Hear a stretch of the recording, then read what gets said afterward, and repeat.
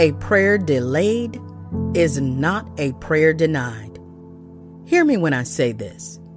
Just because the answer to your prayer has been delayed, that's no reason to conclude that your prayer has been denied. Far too many believers make the mistake of giving up. They stop praying. They stop believing and waiting on God just because the answer they want doesn't arrive when they want. However, there are several reasons why your prayer might be delayed. One reason why prayers can be delayed is because it's simply not God's timing yet. Look at this world. We are conditioned to get what we want as soon as we want it. We've got the luxury of Amazon Prime and next-day deliveries. We can microwave a meal in under 2 minutes. We've got lightning chargers for our devices. We have fast food. You can even get into debt in a conveniently fast way with those buy now, pay later deals. What I'm trying to put across to you is that as a people, we are so conditioned to getting what we want as soon as we want. And subconsciously, we can take this mentality into our prayer lives. If we're not careful, we can approach God with this fast food, fast service expectation. However, God, in His righteousness, knows best when it comes to when you should receive that answer. The Lord knows the best time to open this door. He knows the right time to close that door. Think of this. Every parent wants their child to drive. They would love to see their kids in their first car. But if you gift them the keys to that car too soon, it's a disaster waiting to happen. And so the Lord knows the right time to give you the keys. Furthermore, the answer to your prayer may be delayed because of spiritual warfare. Remember that the Bible tells us that we do not wrestle against flesh and blood, but against principalities. And so while we may not physically wrestle with evil forces, the fight can come in the form of a hindrance. And here's what I mean. In the Amplified Translation, Daniel 10 verses 12 through 13 say, "Then he said to me, 'Do not be afraid, Daniel, for from the first day that you set your heart on understanding this and on humbling yourself before your God, your words were heard. And I have come in response to your words. But the prince of the kingdom of Persia was standing in opposition to me for 21 days. Then behold, Michael, one of the chief of the celestial princes, came to help me, for I had been left there with the kings of Persia.'" You see, Daniel had prayed and prayed for weeks. And when his answer came, he was told that his prayer wasn't denied, but it was, in fact, delayed. It was delayed because of the prince of Persia.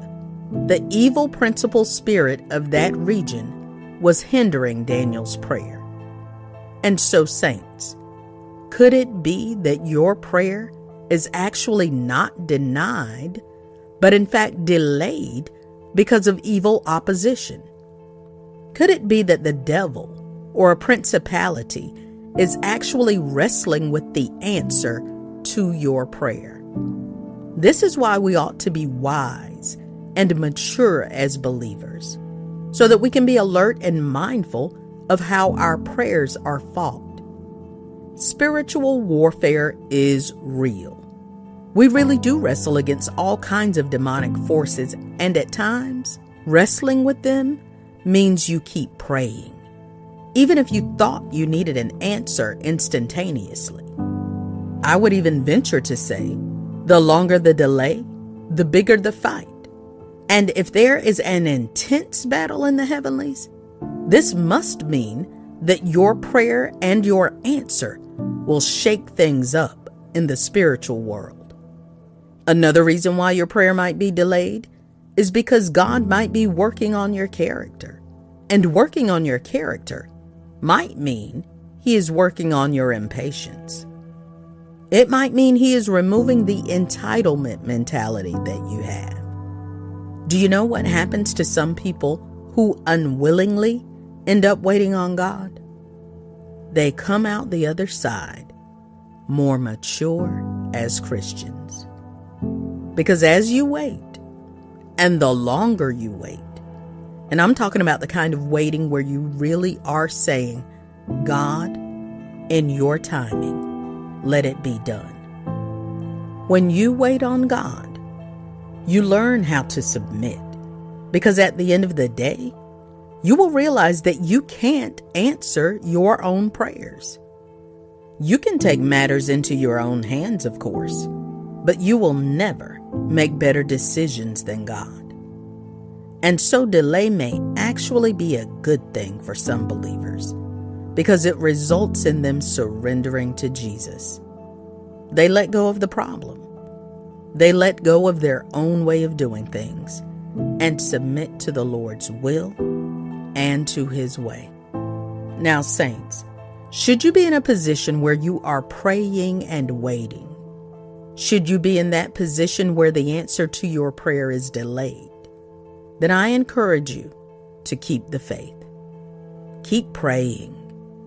The Bible says pray without ceasing. That means pray and don't stop.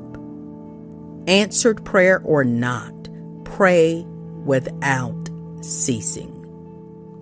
I believe that when you're obedient to this instruction, you're actually placing the Lord in front of your problem or need. When you pray without ceasing, you are putting your faith in Jesus ahead of your problem. You see, God is faithful, and we must remind ourselves that regardless of how bad you think you want that blessing, regardless of how much you think you need an answer, should God grant you the desires of your heart, then all glory and praise be unto Him.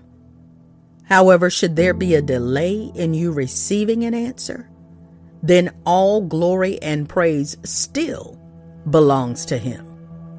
Who are we to question the Lord? He knows the beginning of time, and He knows the length of eternity. Who are we to be disheartened that a prayer hasn't been answered according to our timing? Trust God's timing, saints. Trust Him fully and totally. Paul said, "For when I'm weak, then I am strong." Think about that. No one likes to admit weakness, but Paul here was celebrating strength in weakness. Now, the truth is, we all want to believe that we're these strong, invincible superheroes. We all want to believe that we would have enough strength when tough times come. We all want to believe that we can conquer anything life throws at us. But that's just not reality. We all have moments when we're pushed to our breaking point, and in those moments, we realize sometimes we're not strong enough. We realize that some things are just too big. They are too much for us to bear. And the reality is that life comes out of nowhere and confronts us with difficult challenges. Problems with our jobs, problems with our relationships, problems with our health. And at some point, we're forced to face this simple fact. We're human. We're weak. So where do we get the strength that we need? How do we find the will to go on? The answer is simple. Our strength comes from God. God is the most powerful being in the universe. He is almighty. He created the heavens and the earth with just His voice. He speaks and the mountains tremble. Even the wind and waves obey Him. He is stronger than darkness, stronger than evil, stronger than anything imaginable. And this is the God who is on your side. This is the God who desires to help you in your weakness. So when you feel like you're at your limit, pray for strength. When you're tired of fighting the same old battles, pray for strength.